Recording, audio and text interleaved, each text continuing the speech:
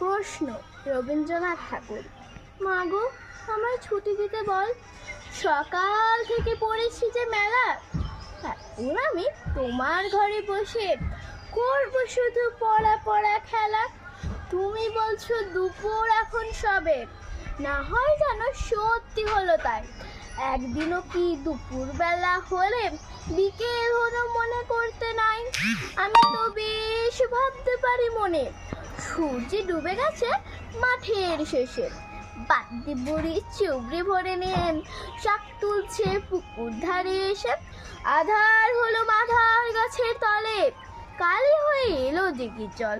হাট থেকে সবাই এলো ফিরে, মাঠ থেকে এলো চাষির দল। মনে কর না সন্ধ্যা হলো তাই, মনে কর না উঠলো সাজির তারা। রাত্রিবেলা দুপুর যদি হয় দুপুর